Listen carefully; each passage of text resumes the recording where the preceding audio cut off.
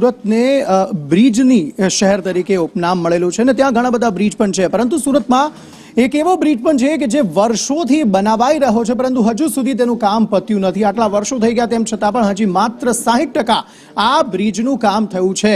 60 કરોડનો આ બ્રિજ છે અને 6 વર્ષે પણ આ બ્રિજ હજુ પણ અધૂરો છે। કાર્યવાહી હજી પૂરી નથી થઈ।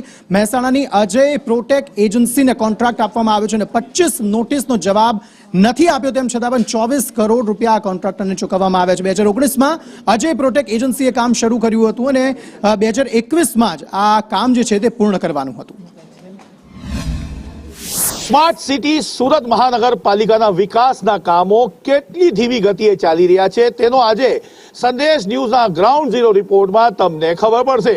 હાલ આપણે ઊભા છે બેસ્તાન અને ડિંડોલીને જોડતો વિસ્તાર છે જ્યાં આ બ્રિજ બનાવવામાં આવી રહ્યો છે, પરંતુ માત્ર 30 મહિનાની સમય મર્યાદામાં આ બ્રિજ પૂરો કરવાનો હતો, પરંતુ આજે આટલા વર્ષો વીતી ગયા છતાં પણ બ્રિજનું કામ પૂરું તો બહુ દૂરની વાત છે, અધૂરું અને અટકી ગયેલું દેખાઈ રહ્યું છે।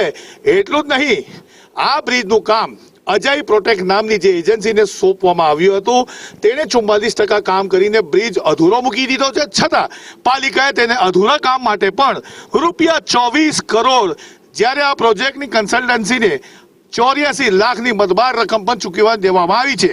ચોપડે બતાવવા માટે પાલિકાએ કોન્ટ્રાક્ટરને 25 નોટિસો આપી, પરંતુ એકમાં પણ જવાબ આપ્યો નથી। હજુ પણ ભાજપના શાસકોની લહણી અટકી નથી। કમિશનરે તેને બ્લેકલિસ્ટ કરી દેવા 6 મહિના પહેલા દરખાસ્ત મૂકી છે, જો કે તેને પણ સૂત્રોનું માનીને ચાલીએ તો દબાવી દેવામાં આવી છે। કેમેરા પર્સન અજીત પટેલ સાથે આઝમ સાલે, સંદેશ ન્યૂઝ સુરત।